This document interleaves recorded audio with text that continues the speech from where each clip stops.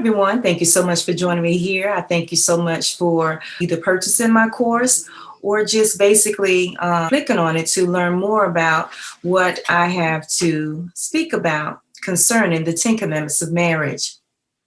In this module, I will be sharing with you the number one commandment for marriage, but not only in marriage, but in business also.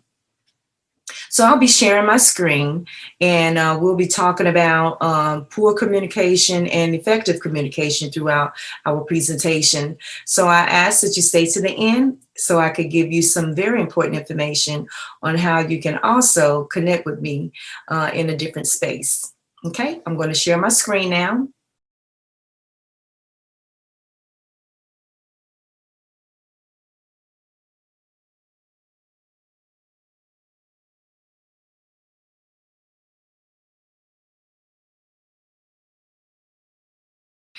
Alrighty, the 10 Commandments of Marriage, written by Teresa V. Andrews. You may or may not know that I'm a speaker and an author, and this is my latest book that I wrote about, the 10 Commandments of Marriage, which was published in 2020. I believe it was June 2020.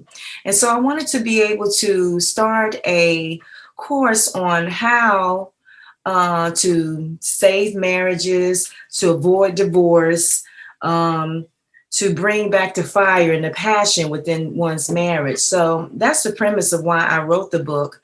As a single person, I wanted to be able to have specific things in my marriage. According to Habakkuk 2, it says to write the vision down and make it plain.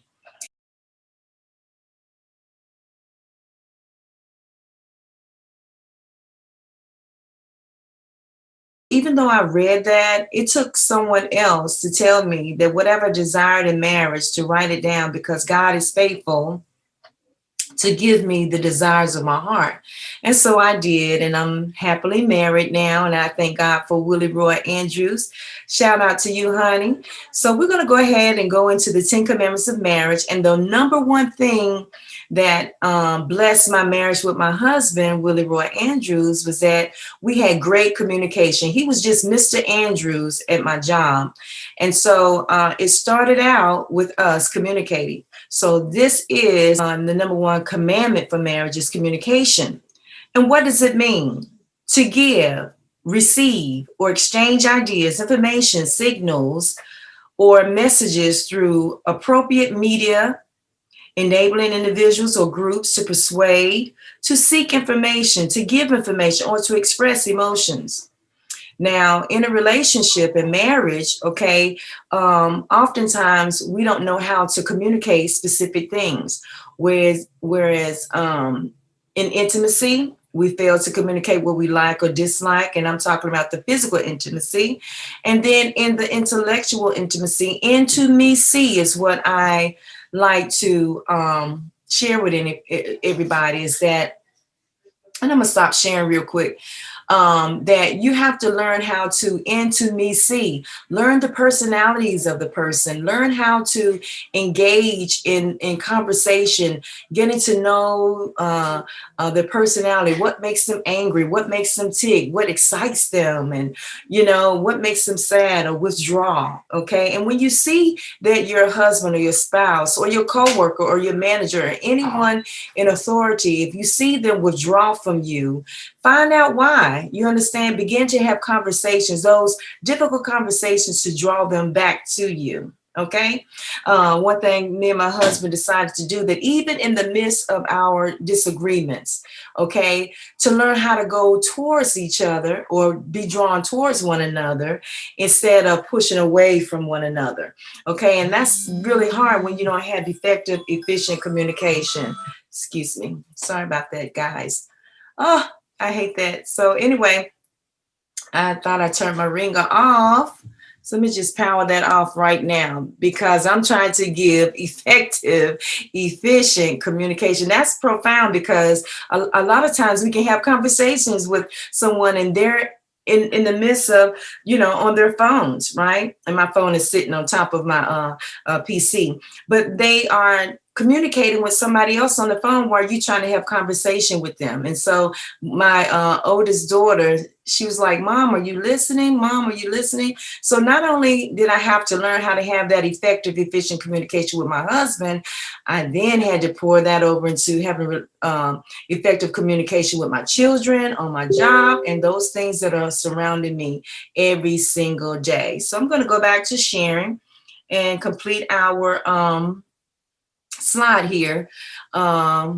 Going back to our slide. Okay. So communication, what does it mean again? To give, receive, or exchange ideas, information, signals, or messages through appropriate media, enabling individuals or groups to persuade, to seek information, to give information, or to express, emotions.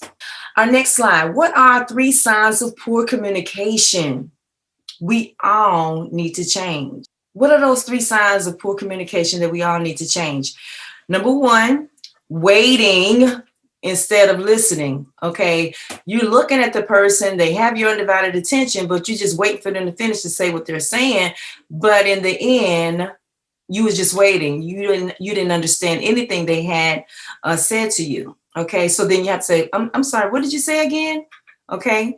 The next one is interrupting the person talking. Oh my God, I'm so bad at that at times, especially when it's not pertaining to something that really interests me.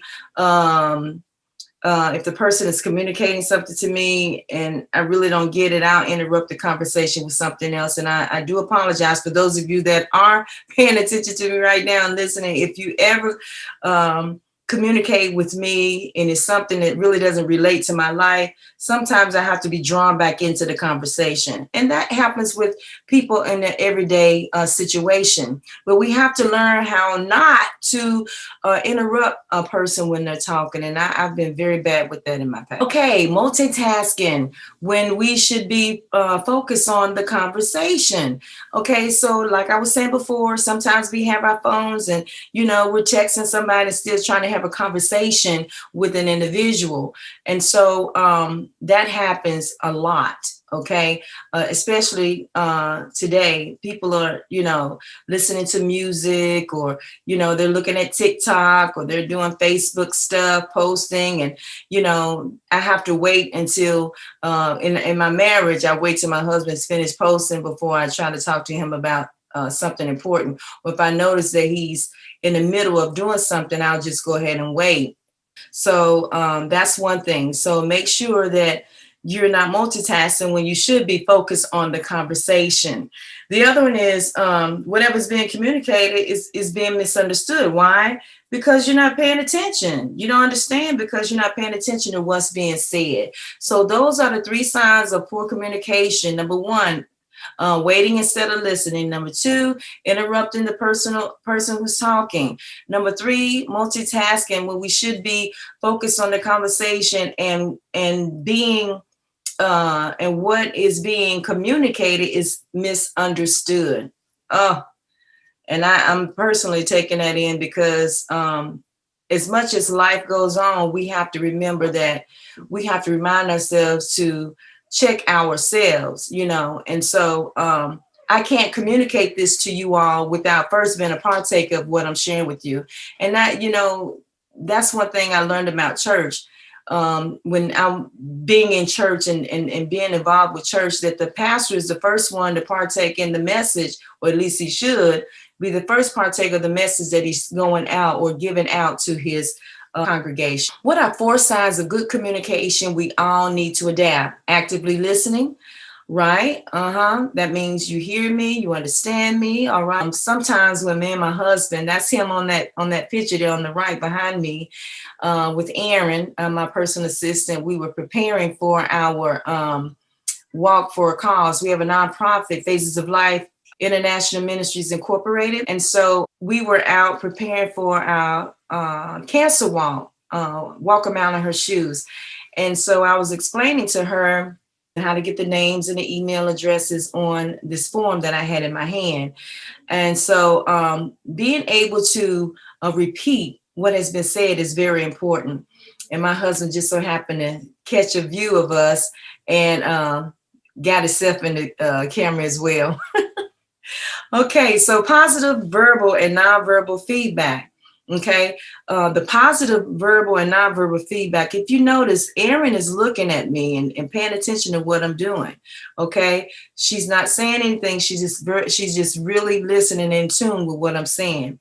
What you're communicating must be clear and concise so that it can be understood, so that it can be duplicated or emulated. Okay, you want to be able to share what you've learned, what you've accomplished, what you've done to help someone else be successful in the field that they're in. Okay, so no matter what you're doing, whether it's in marriage or business, you want to be able to have active listening. You want to be understood. Okay, you want to be able to understand and repeat what has been said. You want to give positive verbal and nonverbal feedback. Okay, your posture is very important, and being clear and concise. The importance of effective communication for business. Okay, effective communication is a vital tool for any business owner. Communication is also important within the business. Effective communication can help to foster a good working relationship between you and your staff, your followers, your group, which can in turn improve morale and efficiency. So you don't want to, whatever you're trying to communicate, to just mull over. You want it to stick. What I'm communicating to you today, I pray that it is effective communication so that you can walk in what I'm expressing to you today. I'm sharing a few things that I have placed in the book, The 10 Commandments of Marriage, where it relates to marriage. But there are some principles, biblical principles written inside that book that anybody, whether you're a believer or not, can utilize and impart into your life concerning effective communication. Okay, and I shared a few of those things in another slide. Effective communication is great for business, and how you can take that business communication and bring it over to your marriage. And a good marriage thrives on the open exchange of emotion, desires, and beliefs. In fact, communication is one of the most important aspects of a satisfying marriage. Most marriages go through rough times, which can change the way spouses communicate with each other. And that is what I was speaking of before, where the intimacy is estranged. For a very long time, you can change the dynamic of your marriage through communication. And it doesn't have to be estranged. You can learn the basic principles of the book, The 10 Commandments of Marriage and the Royal Law, and I'll explain some of those intimacy situations which can be corrected in your marriage in the book that I've written, The 10 Commandments of Marriage. Now, you can get your copy today at Amazon.com, okay? And it will bring much value to your marriage. I learned that in my singleness, okay, I had to learn what to expect in marriage. I looked at marriages and I about what I didn't like. I mean, I've been married before and divorced before, and I know it's not a great feeling, especially when you love somebody so deeply and then they in turn don't give you that same love back, that unrequited love, as my husband and I have spoken about together. And the other ways that you can connect with me is at https semicolon // linktree tr.ee /t.andrews. Okay, so you can copy that and you can connect with me on other social media platforms. Yes. And so I'm gonna stop sharing and just give you a little talk real quick about being able to bring the energy, the intimacy back into your marriage. Many of us have exhausted the possibilities of love, okay? And we have decided that it's just not meant to work. Sometimes you have to work hard at your marriage because you have let so many things transpire and you just kind of let it just pass. Well, I'm not going to say anything. And that's not healthy for your marriage. Okay. You need to say something. Okay. When you Spend money in your marriage. Money is one of the deal breakers for some people, right?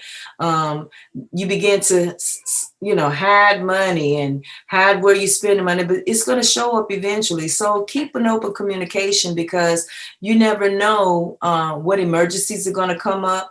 One of the things, and I'll just give you one clue of one of the things I talk about in our book about finances. One of the things we decided to do is, one, my husband should have an account. He should have his own personal account, and he does. Your husband should have his own personal account. What? Yes, he should have his own personal account. You should have your own personal account, and then you both should have an account together. Okay, so that way, the money that you use for your monthly bills won't take away from your personal account, and they won't cross. Okay, and then you don't have to worry about things bouncing or overdraft fees and stuff like that. Okay, separate your personal account from your monthly bill account, and then you will have a more successful financial situation going on with your spouse. I love that, because it's a terrible thing not having enough money to take care of your responsibilities. So I took from what I learned in my past and I brought it into my marriage now, and this has really worked for my husband and I. If we find that we're going to be short in the bill in the monthly account, guess what? I'm always open to put money into the joint account to make sure we don't have any mishaps. My husband the same way. And when you're in a marriage, you have to remember that you are one. You are one. And so our number one commandment for marriage is communication, so that you can deal with the financial issues, so you can deal with the intimacy issues, whether it's physical or just, what you desire as far as intimacy, as far as holding hands, what makes you feel good, what doesn't make you feel good, what you rather do without, what things, the deal breakers, okay, which you should have communicated before marriage. But even in marriage, if you didn't have those talks, then guess what? Now is the time to have effective, efficient communication in your marriage. I thank you so much for allowing me the opportunity to share with you the number one commandment for your marriage is communications. My name is Terza Andrews. It's been my pleasure to be with you today. I'll see you on the next slide.